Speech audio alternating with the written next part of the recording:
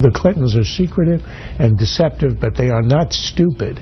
Whatever is there, whatever is embarrassing, whatever is indicting, has been scrubbed and removed. And when people attack her later in the campaign, she's going to say, oh, it's all been released, the press has looked at it, spend weeks and months examining it, so I'm clean, it's old news. That's the script, and we are all falling into it.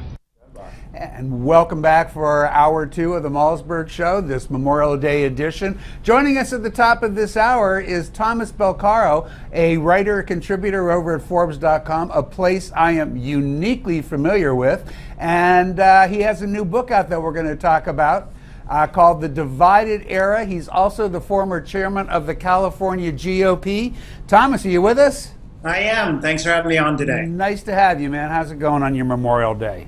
It's going great out here. I appreciate you joining us. So your book, you say that you may have the keys to America's reconciliation. My friend, if you've got that, I do want to hear it. Well, first of all, I wrote the book for several reasons. You know, the media would like to portray it as fighting in politics is somehow a mystery, when in fact we've fought throughout the centuries in American politics. And the source of most of this partisanship, whether it's from Patrick Henry to today, is of course government action.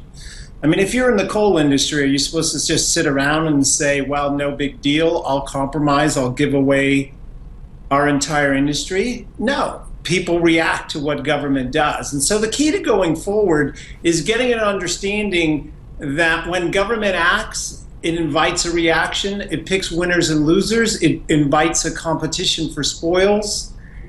And in that process, we can get to an understanding that the way to reduce some of our partisanship, of course, is to not have government doing things at every single minute of the day.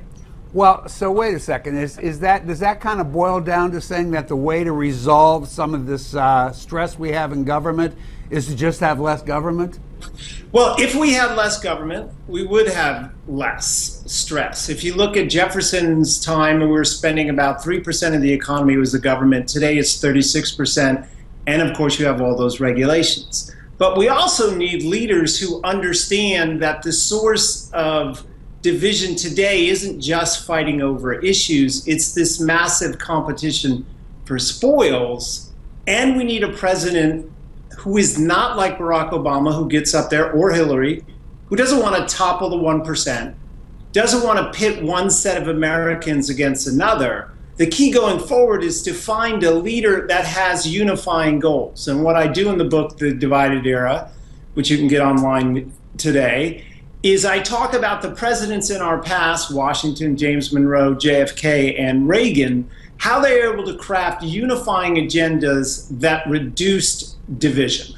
Okay, so I get that. I do understand what you're saying, and I clearly see some value in that. If you have a president who can deal with the concept of a unified agenda, yes, it's going to make it better. But I feel like there's one thing that maybe you're leaving out that really is more at the heart of this problem, or let's say equally at the heart, and that is the willingness of a member of Congress today to take positions that do not invite any kind of compromise, because the folks back home take positions that are extreme.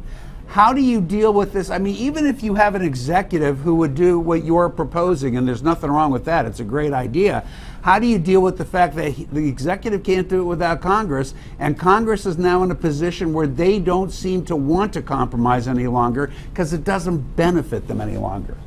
Well, you know, that's been true several times in our history, whether it's from the adoption of the Constitution to the Civil War. That was definitely true in the Gilded Age, which I go over in the book, which is most like our current period of times. So it isn't so that it is so much different today, but keep in mind that when Bush 43 got elected and we went through the mini constitutional crisis of hanging chads, right, the first thing he did coming out of the box wasn't like Obama did, which is to push forth a bill, stimulus, where he would get no Republican support. Yeah, but that's not entirely fair. I mean, there were very different situations. I'm not sure. I mean, you cannot like the stimulus deal. I appreciate that.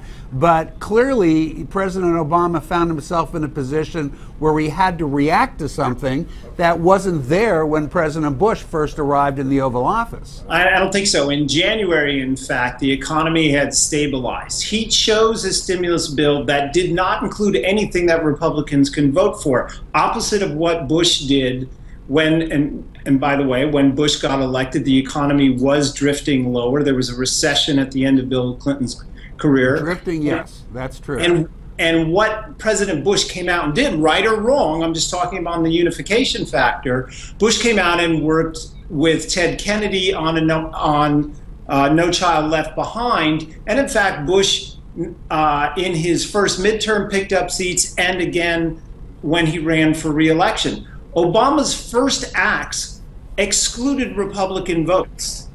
And so, yes, there are different details, but the fact is Bush 43, unlike... Thomas, I got to interrupt you. I want to thank you for joining us. I hope you have a great holiday. Coming up next, pollster for Zogby Polls, John Zogby.